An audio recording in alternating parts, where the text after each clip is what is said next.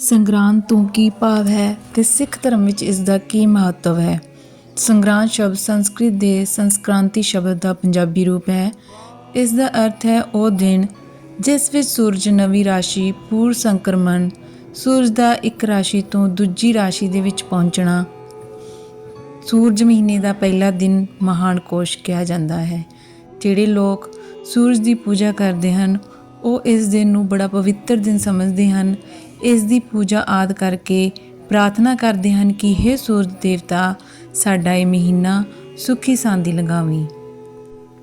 ਗੁਰੂ ਗ੍ਰੰਥ ਸਾਹਿਬ ਵਿੱਚ ਸੰਗਰਾਂਦ ਸ਼ਬਦ ਭਾਵੇਂ ਕਿਧਰੇ ਨਹੀਂ ਆਇਆ, ਪਰ ਫਿਰ ਵੀ ਇਸ ਦਿਹਾੜੇ ਦੇ ਸੰਬੰਧ ਵਿੱਚ ਗੁਰਮਤਿ ਦੀ ਸੋਝੀ ਨਾ ਹੋਣ ਕਾਰਨ ਸਾਡੇ ਵਿੱਚ ਕਈ ਤਰ੍ਹਾਂ ਦੇ ਵਹਿਮ ਭਰਮ ਪ੍ਰਚਲਿਤ ਹਨ, ਜਿਵੇਂ ਕਿ ਮਹੀਨੇ ਦਾ ਨਾਮ ਇਸਤਰੀ ਦੇ ਮੂੰਹੋਂ ਨਹੀਂ ਸੁਣਨਾ ਚਾਹੀਦਾ, ਕਿਸੇ ਸਿਆਣੇ ਪੁਰਸ਼ ਦੇ ਮੂੰਹੋਂ ਸੁਣਨਾ ਚਾਹੀਦਾ ਹੈ ਆਦਿ। ਸਿੱਖ ਧਰਮ ਵਿੱਚ ਪੂਜਾ ਅਕਾਲ ਕੀ ਦਾ ਸਿਧਾਂਤ ਹੈ, ਪਰ ਗੁਰੂ ਕਾਲ ਤੋਂ ਬਾਅਦ ਛੇਤੀ ਹੀ ਸਿੱਖਾਂ ਵਿੱਚ ਵੀ ਕਰਮਕਾਂਡਾਂ ਦਾ ਬੋਲਬਾਲਾ ਸ਼ੁਰੂ ਹੋ ਗਿਆ। ਖਾਲਸਾ ਪੰਥ ਨੂੰ ਆਪਣੀ ਹੋਂਦ ਨੂੰ ਬਚਾਉਣ ਲਈ ਭਾਰੀ ਸੰਘਰਸ਼ ਕਰਨਾ ਪਿਆ, ਜਿਸ ਕਾਰਨ ਪ੍ਰਚਾਰ ਵੱਲ ਇਤਨਾ ਧਿਆਨ ਨਾ ਦੇ ਸਕਿਆ। ਜਦ ਮਿਸਲਾਂ ਦਾ ਸਮਾਂ ਆਇਆ ਤਾਂ ਉਸ ਸਮੇਂ ਵੀ ਸਿੱਖ ਸਰਦਾਰਾਂ ਨੇ ਆਪਣੇ ਰਾਜ ਭਾਗ ਦੀਆਂ ਹੱਦਾਂ ਵਧਾਉਣ ਲਈ ਯਤਨ ਜ਼ਰੂਰ ਕੀਤਾ, ਪਰੰਤੂ ਸਿੱਖੀ ਦੇ ਪ੍ਰਚਾਰ ਵੱਲ ਧਿਆਨ ਨਾ ਦਿੱਤਾ ਗਿਆ। ਮਹਾਰਾਜਾ ਰਣਜੀਤ ਸਿੰਘ ਨੇ ਰਾਜ ਕਾਲ ਸਮੇਂ ਮਹਾਰਾਜੇ ਨੇ ਜਾਗੀਰਾਂ ਤਾਂ ਗੁਰਦੁਆਰਿਆਂ ਨਾਲ ਬਹੁਤ ਲਗਵਾਈਆਂ, ਪਰ ਪ੍ਰਚਾਰ ਦੇ ਖੇਤਰ ਵਿੱਚ ਕੋਈ ਉਸਾਰੂ ਕੰਮ ਨਹੀਂ ਹੋਇਆ। ਧਾਰਮਿਕ ਰਹੁ ਰੀਤਾਂ ਜੋ ਗੁਰਮਤਿ ਦੀ ਖੁਸ਼ਬੂ ਦੀ ਥਾਂ ਕਰਮਕਾਂਡ ਦੀ ਸੜਾਂਧ ਪਹਿਲਾਂ ਵਾਂਗ ਹੀ ਬਰਕਰਾਰ ਰਹੀ। ਸਿੱਟੇ ਵਜੋਂ ਸਿੱਖਾਂ ਵਿੱਚ ਕਰਮਕਾਂਡਾਂ ਦਾ ਬੋਲਬਾਲਾ ਦਿਨ ਪ੍ਰਤੀ ਦਿਨ ਵੱਧਦਾ ਹੀ ਚਲਾ ਗਿਆ। ਗੁਰਦੁਆਰੇ ਕੇਵਲ ਕਹਿਣ ਨੂੰ ਗੁਰਦੁਆਰੇ ਸਨ, ਪਰ ਸਹੀ ਅਰਥਾਂ ਵਿੱਚ ਕਰਮਕਾਂਡ ਦਾ ਕੇਂਦਰ ਬਣ ਚੁੱਕੇ ਸਨ। ਖਾਲਸਾ ਪੰਥ ਵਹਿਮਾਂ ਭਰਮਾਂ ਦੀ ਦਲਦਲ ਵਿੱਚ ਕਿੱਥੋਂ ਤੱਕ ਫਸ ਚੁੱਕਾ ਸੀ, ਇਸ ਦੀ ਇੱਕ ਉਦਾਹਰਨ ਦਿੱਤੀ ਜਾ ਰਹੀ ਹੈ। ਅਕਤੂਬਰ 1856 ਨੂੰ ਦਰਬਾਰ ਸਾਹਿਬ ਦੇ ਮੁੱਖ ਗ੍ਰੰਥੀ ਭਾਈ ਜੱਸਾ ਸਿੰਘ ਹੋਰਾਂ ਦਾ ਦੇਹਾਂਤ ਮੰਜੀ ਉੱਤੇ ਹੋ ਜਾਣ ਕਾਰਨ ਪੁਜਾਰੀਆਂ ਨੇ ਭਾਈ ਸਾਹਿਬ ਬਾਰੇ ਇਹ ਗੱਲ ਧੁਮਾ ਦਿੱਤੀ ਕਿ ਉਹ ਬੇਗਤੇ ਮਰੇ ਹਨ। ਹਰਿਦੁਆਰ ਜਾ ਕੇ ਉਹਨਾਂ ਦੀ ਗਤੀ ਕਰਾਉਣ ਦੀਆਂ ਸਲਾਹਾਂ ਦਿੱਤੀਆਂ ਜਾਣ ਲੱਗ ਪਈਆਂ। ਬਾਬਾ ਦਰਬਾਰਾ ਸਿੰਘ ਜੀ ਨੇ ਬਾਬਾ ਬਿਕਰਮ ਸਿੰਘ ਬੇਦੀ, ਜੋ ਅਕਾਲ ਤਖਤ ਦੇ ਪੁਜਾਰੀ ਸਨ, ਅਤੇ ਹੋਰ ਅਜਿਹੀ ਸੋਚ ਰੱਖਣ ਵਾਲਿਆਂ ਨੂੰ ਸਮਝਾਇਆ ਕਿ ਜੇਕਰ ਗੁਰੂ ਗ੍ਰੰਥ ਸਾਹਿਬ ਦੀ ਸੇਵਾ ਸੰਭਾਲ, ਸਿੱਖੀ ਦਾ ਨਿਤਨੇਮ, ਰਹਿਣੀ ਆਦਿ ਕਰਮ ਉਹਨਾਂ ਦੀ ਗਤੀ ਨਹੀਂ ਕਰਾ ਸਕਦੇ, ਤਾਂ ਕਿ ਬ੍ਰਾਹਮਣਾਂ ਦਾ ਕਰਮਕਾਂਡ ਵਧੇਰੇ ਮਹੱਤਤਾ ਰੱਖਦਾ ਹੈ, ਜਿਹੜਾ ਭਾਈ ਸਾਹਿਬ ਦੀ ਗਤੀ ਕਰਾ ਦੇਵੇਗਾ। ਬਾਬਾ ਬਿਕਰਮ ਸਿੰਘ ਹੋਰਾਂ ਦਾ ਉੱਤਰ ਸੀ ਕਿ ਬਰਾਦਰੀ ਤੇ ਜਨਤਾ ਨਾਲ ਮੇਲ ਮਿਲਾਪ ਕਾਇਮ ਰੱਖਣ ਲਈ ਲੋਕਾਚਾਰੀ ਨੂੰ ਨਿਭਾਉਣਾ ਆਵਸ਼ਕ ਹੈ। ਸਾਡੇ ਧਾਰਮਿਕ ਆਗੂ ਗੁਰਮਤਿ ਦੇ ਕਿੰਨੇ ਕੁ ਗਿਆਤਾ ਸਨ ਅਤੇ ਕਿਹੋ ਜਿਹਾ ਇਹਨਾਂ ਗੁਰਧਾਮਾਂ ਤੇ ਗੁਰਮਤਿ ਦਾ ਪ੍ਰਚਾਰ ਕਰ ਰਹੇ ਸਨ। ਜੇ ਗੱਲ ਕਰੀਏ ਅੱਜ ਦੇ ਧਾਰਮਿਕ ਆਗੂਆਂ ਦੀ ਹਾਲਤ ਕਈ ਪੱਖਾਂ ਤੋਂ ਪਹਿਲਾਂ ਨਾਲੋਂ ਵੀ ਭੈੜੀ ਹੋ ਗਈ ਹੈ। ਅਜਿਹੀ ਸਥਿਤੀ ਵਿੱਚ ਆਮ ਸੰਗਤਾਂ ਤੋਂ ਗੁਰਮਤਿ ਸਿਧਾਂਤਾਂ ਦੀ ਸੋਝੀ ਦੀ ਕੀ ਆਸ ਰੱਖੀ ਜਾ ਸਕਦੀ ਸੀ।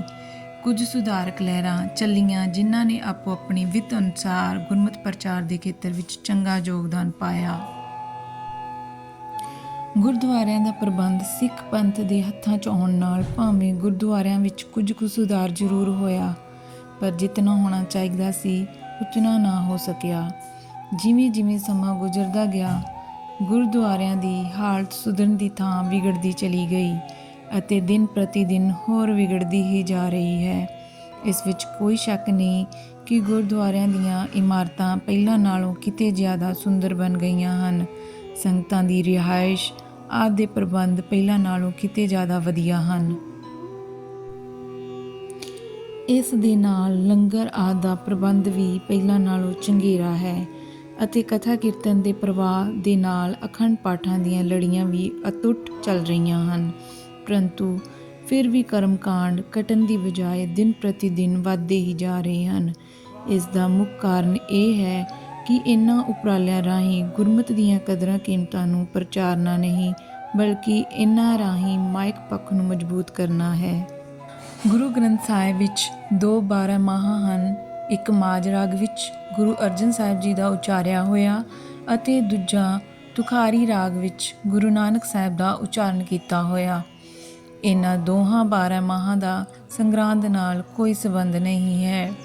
12 ਮਾਹ ਲੋਕ ਕਾਵਿ ਦਾ ਇੱਕ ਰੂਪ ਹੈ ਜਿਸ ਵਿੱਚ 12 ਮਹੀਨਿਆਂ ਦੇ ਆਧਾਰ ਉੱਤੇ ਕਾਵਿ ਸਿਰਜਣਾ ਕੀਤੀ ਗਈ ਹੈ। ਗੁਰੂ ਗ੍ਰੰਥ ਸਾਹਿਬ ਵਿੱਚ ਰੁੱਤਾਂ ਦੇ ਆਧਾਰ 'ਤੇ ਕੇਵਲ 12 ਮਾਹਾਂ ਹੀ ਨਹੀਂ ਬਲਕਿ ਦਿਨ, ਰਹਿਣ, ਤਿਥੀ, ਵਾਰ, ਸੱਤ ਅਤੇ ਰੁੱਤੀ ਦੇ ਸਿਰਲੇਖਾਂ ਹੇਠਾਂ ਵੀ ਬਾਣੀ ਉਚਾਰਨ ਕੀਤੀ ਗਈ ਹੈ। ਗੁਰੂ ਗ੍ਰੰਥ ਸਾਹਿਬ ਵਿੱਚ ਕਿਸੇ ਵੀ ਸ਼ਬਦ ਵਿੱਚ ਕਿਸੇ ਵੀ ਦਿਨ ਬਾਰੇ ਇਹ ਨਹੀਂ ਆਖਿਆ ਗਿਆ ਕਿ ਅਮਕਾ ਦਿਨ ਆਪਣੇ ਆਪ ਵਿੱਚ ਚੰਗਾ ਜਾਂ ਮਾੜਾ ਹੈ। ਹਾਂ, ਇਹ ਜ਼ਰੂਰ ਆਖਿਆ ਗਿਆ ਹੈ ਕਿ ਆਮ ਸਧਾਰਨ ਦਿਨ ਨੂੰ ਚੰਗਾ ਅਥਵਾ ਸਫਲ ਕਿਵੇਂ ਬਣਾਇਆ ਜਾ ਸਕਦਾ ਹੈ। ਗੁਰੂ ਨਾਨਕ ਜੋਤ ਦੇ 5ਵੇਂ ਪ੍ਰਕਾਸ਼ ਇਸ ਸੰਬੰਧ 'ਚ ਫਰਮਾਉਂਦੇ ਹਨ, ਨਾਨਕ ਸੋਈ ਦਿਨ ਸੁਹਾਵੜਾ ਜਿਤ ਪ੍ਰਭ ਆਵੈ ਚੀਤ, ਜਿਤ ਦਿਨ ਵਿਸਰੈ ਪਾਰ ਬ੍ਰਹਮ ਫਿਟ ਭਲੇਰੀ ਰੁੱਤ। ਕਈ ਸੱਜਣ ਇਹ ਕਹਿੰਦੇ ਹਨ ਕਿ ਸੰਗਰਾਂਦ ਦੇ ਬਹਾਨੇ ਨਾਲ ਲੋਕੀ ਗੁਰਦੁਆਰੇ ਮੱਥਾ ਟੇਕਣ ਆ ਜਾਂਦੇ ਹਨ, ਇਸ ਲਈ ਇਸ ਵਿੱਚ ਮਾੜਾ ਵੀ ਕੀ ਹੈ। ਅਜਿਹੇ ਸੱਜਣ ਇਸ ਗੱਲ ਨੂੰ ਨਹੀਂ ਵਿਚਾਰਦੇ ਕਿ ਗੁਰਦੁਆਰੇ ਪੂਜਾ ਸਥਾਨ ਨਹੀਂ ਬਲਕਿ ਸਿੱਖ ਧਰਮ ਦੇ ਪ੍ਰਚਾਰ ਪ੍ਰਸਾਰ ਦਾ ਧੁਰਾ ਹਨ, ਗੁਰਮਤਿ ਨੂੰ ਸਮਝਣ ਦਾ ਕੇਂਦਰ ਹਨ, ਜਿੱਥੋਂ ਅਸੀਂ ਗੁਰਮਤਿ ਨੂੰ ਸਮਝਣਾ ਹੈ। ਜੇਕਰ ਗੁਰਦੁਆਰੇ ਕਿਸੇ ਵਹਿਮ ਭਰਮ ਅਧੀਨ ਜਾਂਦੇ ਹਾਂ ਜਾਂ ਹੋਰ ਵਹਿਮਾਂ ਭਰਮਾਂ ਦਾ ਸ਼ਿਕਾਰ ਹੋ ਕੇ ਮੁੜਦੇ ਹਾਂ ਤਾਂ ਹੋਰ ਕਿਹੜਾ ਥਾਂ ਹੈ ਜਿਸ ਥਾਂ 'ਤੇ ਜਾ ਕੇ ਅਸੀਂ ਗੁਰਮਤਿ ਨੂੰ ਸਮਝਣਾ ਹੈ। ਇਸ ਪਾਠਸ਼ਾਲਾ 'ਚੋਂ ਹੀ ਤਾਂ ਅਸੀਂ ਅਗਿਆਨਤਾ ਦੇ ਅੰਧੇਰੇ ਨੂੰ ਗੁਰੂ ਗਿਆਨ ਦੇ ਪ੍ਰਕਾਸ਼ ਨਾਲ ਮਿਟਾਉਣਾ ਹੈ। ਗੁਰਦੁਆਰੇ ਤਾਂ ਸਿੱਖੀ ਦੀ ਟਕਸਾਲ ਹਨ, ਜਿੱਥੋਂ ਅਸੀਂ ਸਿੱਖੀ ਜੀਵਨ ਜਾਂਚ ਸਿੱਖਣੀ ਹੈ, ਗੁਰਮਤਿ ਨੂੰ ਸਮਝਣਾ ਹੈ। ਜੇਕਰ ਇਹਨਾਂ ਸਿੱਖੀ ਦੇ ਸੋਮਿਆਂ 'ਚ ਅਸੀਂ ਇਹੋ ਜਿਹੇ ਕਰਮਕਾਂਡਾਂ ਕਾਰਨ ਹੀ ਹਾਜ਼ਰੀ ਭਰਦੇ ਰਹੇ ਜਾਂ ਸਾਡੇ ਇਹ ਗੁਰਧਾਮ ਕਰਮਕਾਂਡਾਂ ਨੂੰ ਬੜਾਵਾ ਦਿੰਦੇ ਰਹੇ ਤਾਂ ਫਿਰ ਅਸੀਂ ਗੁਰਮਤਿ ਦੀ ਪ੍ਰੇਰਨਾ ਹੋਰ ਕਿੱਥੋਂ ਲਵਾਂਗੇ। ਭਾਈ ਗੁਰਦਾਸ ਜੀ ਸਾਨੂੰ ਮਾਇਆ ਦੇ ਮੋਹ ਵਿੱਚ ਘੂਕ ਸੁੱਤਿਆਂ ਨੂੰ ਝੰਜੋੜ ਕੇ ਜਗਾਉਂਦਿਆਂ ਹੋਇਆਂ ਗੁਰਦੁਆਰੇ ਦੀ ਮਹੱਤਤਾ ਨੂੰ ਇਸ ਤਰ੍ਹਾਂ ਦਰਸਾਉਂਦੇ ਹਨ, ਬਾਹਰ ਕੀ ਅਗਨ ਬੂਝਤ ਜਲ ਸਰੀਤਾ ਕੈ, ਨਾਉ ਮੈਂ ਜੋ ਆਗ लागै कैसे कै बुझाइए, बाहर से भाग ओट लीजियत, कोट गड़गड़ में जो लूट लीजै लोहो कत जाइए, चोरन के त्रास जाए सरन गह नरिंद, मारै महिपत जियो कैसे कै बचाइए, माया डर डरपत हार गुरुद्वारे जावै, तहाँ जो माया व्यापै कहाँ ठहराइए। माया तो भाव उस रैणी ਵਿਸ਼ਵਾਸ, ਸੋਚ ਅਤੇ ਪਕੜ ਤੋਂ ਹੈ ਜਿਸ ਦੇ ਪ੍ਰਭਾਵ ਕਾਰਨ ਅਸੀਂ ਗੁਰਮਤਿ ਦਾ ਲੜ ਛੱਡ ਕੇ ਮਨਮਤ ਅਥਵਾ ਮਨਮੁਕਤਾ ਦੇ ਦਾਮਨ ਨੂੰ ਘੁੱਟ ਕੇ ਫੜ ਲੈਂਦੇ ਹਾਂ। ਅਸੀਂ ਵਹਿਮਾਂ ਭਰਮਾਂ ਦਾ ਸ਼ਿਕਾਰ ਹੋ ਕੇ ਗੁਰਮਤਿ ਦੇ ਮਾਰਗ ਤੋਂ ਭਟਕ ਕੇ ਕਰਮਕਾਂਡ ਦੇ ਰਸਤੇ ਨੂੰ ਅਪਣਾ ਲੈਂਦੇ ਹਾਂ ਅਤੇ ਇਸ ਕਰਮਕਾਂਡ ਵਾਲੇ ਮਾਰਗ ਨੂੰ ਹੀ ਗੁਰਮਤਿ ਦਾ ਮਾਰਗ ਸਮਝ ਕੇ ਅੱਖਾਂ ਮੀਚ ਕੇ ਤੁਰੇ ਜਾਂਦੇ ਹਾਂ। ਸਾਨੂੰ ਇੱਕ ਭੁਲੇਖਾ ਇਹ ਪਿਆ ਹੋਇਆ ਹੈ ਕਿ ਗੁਰਦੁਆਰੇ ਆਉਣ ਵਾਲੇ ਸ਼ਰਧਾਲੂਆਂ ਦੀ ਸ਼ਰਧਾ ਨੂੰ ਠੇਸ ਨਾ ਪੁੱਜੇ। ਇਸ ਡਰ ਅਤੇ ਧਾਰਨਾ ਕਾਰਨ ਹੀ ਧਾਰਮਿਕ ਅਸਥਾਨਾਂ 'ਚ ਆਉਣ ਜਾਣ ਵਾਲੇ ਸ਼ਰਧਾਲੂਆਂ ਦੀ ਅਜਿਹੀ ਸ਼ਰਧਾ ਨੂੰ ਧਿਆਨ ਵਿੱਚ ਰੱਖਦਿਆਂ ਹੋਇਆਂ ਗੁਰਮਤਿ ਗਿਆਨ ਦੀ ਸਾਂਝ ਪਾਉਣ ਤੋਂ ਸੰਕੋਚ ਕੀਤਾ ਜਾਂਦਾ ਹੈ। ਸਾਨੂੰ ਸ਼ਰਧਾ ਬਾਰੇ ਗੁਰਮਤਿ ਦਾ ਪੱਖ ਚੰਗੀ ਤਰ੍ਹਾਂ ਸਮਝ ਲੈਣਾ ਚਾਹੀਦਾ ਹੈ ਕਿ ਗੁਰੂ ਗ੍ਰੰਥ ਸਾਹਿਬ ਅਨੁਸਾਰ ਸ਼ਰਧਾ ਦਾ ਸਰੂਪ ਕੀ ਹੈ। ਜਦ ਅਸੀਂ ਗੁਰਮਤਿ ਦਾ ਸ਼ਰਧਾ ਵਾਲਾ ਪੱਖ ਸਮਝ ਲਵਾਂਗੇ ਤਾਂ ਸਾਨੂੰ ਸਮਝ ਆ ਜਾਵੇਗੀ ਕਿ ਗੁਰਦੁਆਰੇ ਸ਼ਰਧਾਲੂਆਂ ਦੀ ਅਗਿਆਨਮਈ ਸ਼ਰਧਾ ਦੀ ਪੂਰਤੀ ਲਈ ਨਹੀਂ ਬਲਕਿ ਇਸ ਅਗਿਆਨਤਾ ਤੋਂ ਛੁਟਕਾਰਾ ਦਿਵਾਉਣ ਲਈ ਹੋਂਦ ਵਿੱਚ ਆਏ ਸਨ। ਗੁਰਦੁਆਰੇ ਭਰਮ ਦੇ ਛੜੋਂ ਕੱਟਣ ਲਈ ਹਨ, ਨਾ ਕਿ ਇਹਨਾਂ ਵਿੱਚ ਸ਼ਰਧਾਲੂਆਂ ਨੂੰ ਫਸਾਉਣ ਲਈ। ਗੁਰੂ ਸਾਹਿਬ ਪਾਸ ਗੁਰੂ ਦੀ ਮੱਤ ਲੈਣ ਲਈ ਜਾਈਦਾ ਹੈ, ਨਾ ਕਿ ਆਪਣੀ ਅਗਿਆਨਤਾ ਅਥਵਾ ਅੰਧਕਾਰ ਨੂੰ ਹੋਰ ਮਜ਼ਬੂਤ ਕਰਨ ਲਈ। ਗੁਰਦੁਆਰੇ ਸਿੱਖ ਸੰਗਤਾਂ ਦੇ ਮਿਲ ਬੈਠਣ ਲਈ ਹੀ ਬਣਾਏ ਗਏ ਹਨ। ਜੇਕਰ ਸਿੱਖ ਸੰਗਤਾਂ ਹੀ ਇਹਨਾਂ ਸਥਾਨਾਂ 'ਚ ਨਹੀਂ ਆਉਣਗੀਆਂ ਤਾਂ ਅਨਮਤਾਂ ਵਾਲਿਆਂ ਨੇ ਤਾਂ ਗੁਰਦੁਆਰੇ ਨਹੀਂ ਆਉਣਾ, ਸਿੱਖ ਸੰਗਤਾਂ ਨੇ ਹੀ ਆਉਣਾ ਹੈ। ਇਸ ਲਈ ਸਾਨੂੰ ਗੁਰਦੁਆਰਿਆਂ ਦੀ ਮਹੱਤਤਾ ਨੂੰ ਸਮਝਦਿਆਂ ਹੋਇਆਂ ਲੱਗਦੀ ਵਾਏ ਹਰੇਕ ਦਿਨ ਹੀ ਗੁਰਦੁਆਰਾ ਸਾਹਿਬ ਹਾਜ਼ਰੀ ਭਰਨੀ ਚਾਹੀਦੀ ਹੈ। ਕਿਸੇ ਵਹਿਮ ਭਰਮ ਆਦਿ ਨੂੰ ਮੁੱਖ ਰੱਖ ਕੇ ਕਿਸੇ ਵਿਸ਼ੇਸ਼ ਦਿਨ ਦੀ ਉਡੀਕ ਨਹੀਂ ਕਰਨੀ ਚਾਹੀਦੀ ਅਤੇ ਨਾ ਹੀ ਕਿਸੇ ਦਿਨ ਦੀ ਵਿਸ਼ੇਸ਼ ਮਹੱਤਤਾ ਜਾਂ ਮਹਾਤਮ ਵਾਲੇ ਪਰਮ ਵਿੱਚ ਵਿਸ਼ਵਾਸ ਕਰਨ ਦੀ ਲੋੜ ਹੈ। ਸਾਨੂੰ ਸੰਗਤ ਦੀ ਮਹੱਤਤਾ ਨੂੰ ਗੁਰਬਾਣੀ ਦੀ ਰੋਸ਼ਨੀ ਵਿੱਚ ਸਮਝਣ ਦੀ ਲੋੜ ਹੈ। ਭਾਈ ਗੁਰਦਾਸ ਜੀ ਵੱਲੋਂ ਜੋ ਗੁਰਸਿੱਖਾਂ ਦੇ ਨਿਤ ਕਰਮ ਦਾ ਵਰਣਨ ਕੀਤਾ ਗਿਆ ਹੈ, ਉਸ ਵੱਲ ਪਾਠਕਾਂ ਦਾ ਧਿਆਨ ਦਿਵਾਇਆ ਜਾ ਰਿਹਾ ਹੈ। ਗੁਰਸਿੱਖੀ ਦਾ ਦੇਖਣਾ, ਗੁਰਮੁਖ ਸਾਧ ਸੰਗਤ ਗੁਰਦੁਆਰਾ, ਗੁਰਸਿੱਖੀ ਦਾ ਚਖਣਾ, ਸਾਧ ਸੰਗਤ ਗੁਰ ਸ਼ਬਦ ਵਿਚਾਰਾ। ਸੋ ਸੰਗਰਾਂਦ ਦਾ ਸਿੱਖ ਮਤ ਵਿੱਚ ਕੋਈ ਮਹੱਤਵ ਨਹੀਂ ਹੈ ਅਤੇ ਨਾ ਹੀ ਇਸ ਨੂੰ ਦੂਜਿਆਂ ਦਿਹਾੜਿਆਂ ਨਾਲੋਂ ਪਵਿੱਤਰ ਸਮਝਿਆ ਗਿਆ ਹੈ।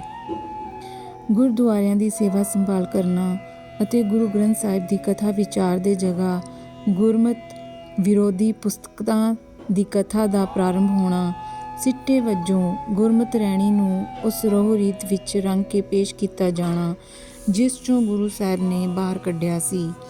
ਜ਼ਿੰਮੇਵਾਰ ਸੱਜਣਾ ਨੂੰ, ਭਾਵੇਂ ਉਹ ਪ੍ਰਬੰਧਕ ਦੇ ਰੂਪ 'ਚ ਹਨ, ਚਾਹੇ ਗ੍ਰੰਥੀ ਸਿੰਘ ਜਾਂ ਪ੍ਰਚਾਰਕ ਦੇ ਰੂਪ ਵਿੱਚ, ਨੂੰ ਚਾਹੀਦਾ ਹੈ ਕਿ ਉਹ ਸੰਗਰਾਂਦ ਵਾਲੇ ਦਿਨ ਸੱਜਣ ਵਾਲੇ ਦੀਵਾਨ ਨੂੰ ਸੰਗਰਾਂਦ ਮਨਾਈ ਜਾਵੇਗੀ ਆਦਿ ਗੁਰਮਤ ਵਿਰੋਧੀ ਸ਼ਬਦ ਵਰਤਣ ਤੋਂ ਸੰਕੋਚ ਕਰਕੇ ਗੁਰੂ ਸ਼ਬਦ ਦੀ ਮਹੱਤਤਾ ਉੱਤੇ ਜ਼ੋਰ ਦੇ ਕੇ ਖਾਲਸੇ ਦੇ ਨਿਆਰੇਪਨ ਦੀ ਰਹਿਣੀ ਦਾ ਪ੍ਰਮਾਣ ਪੇਸ਼ ਕਰਨ। ਗੁਰਮਤ ਦੇ ਇਸ ਪੱਖ ਨੂੰ ਹੀ ਉਜਾਗਰ ਕਰਨ ਉੱਤੇ ਜ਼ੋਰ ਦੇਣਾ ਚਾਹੀਦਾ ਹੈ ਕਿ ਮਹਾਂ ਦਿਵਸ ਮੂਰਤ ਭਲੇ ਜਿਸ ਕੋ ਨਦਰ ਕਰੇ, ਨਾਨਕ ਮੰਗੈ ਦਰਸ ਦਾਨ ਕਿਰਪਾ ਕਰੋ ਹਰੇ। ਅਰਥ, ਜਿਨ੍ਹਾਂ ਉੱਤੇ ਪ੍ਰਭੂ ਮੇਹਰ ਦੀ ਨਜ਼ਰ ਕਰਦਾ ਹੈ, ਆਪਣੀ ਨਾਮ ਦੀ ਦਾਤ ਦਿੰਦਾ ਹੈ, ਉਹਨਾਂ ਵਾਸਤੇ ਸਾਰੇ ਮਹੀਨੇ, ਸਾਰੇ ਦਿਹਾੜੇ, ਸਾਰੇ ਹੀ ਮੁਹੂਰਤ ਸੁਲੱਖਣੇ ਹਨ। ਸੰਗਰਾਂਦ ਆਦਿਕ ਦੀ ਪਵਿੱਤਰਤਾ ਦੇ ਭਰਮ ਭੁਲੇਖੇ ਉਹਨਾਂ ਨੂੰ ਨਹੀਂ ਪੈਂਦੇ। ਹੇ ਹਰੀ, ਹੇ ਪ੍ਰਭੂ, ਮੇਰੇ ਉੱਤੇ ਮਿਹਰ ਕਰ। ਮੈਂ ਨਾਨਕ ਤੇਰੇ ਦਰ ਤੋਂ ਤੇਰੇ ਦੀਦਾਰ ਦੀ ਦਾਤ ਮੰਗਦਾ ਹਾਂ। ਵਾਹਿਗੁਰੂ ਜੀ ਕਾ ਖਾਲਸਾ, ਵਾਹਿਗੁਰੂ ਜੀ ਕੀ ਫਤਿਹ।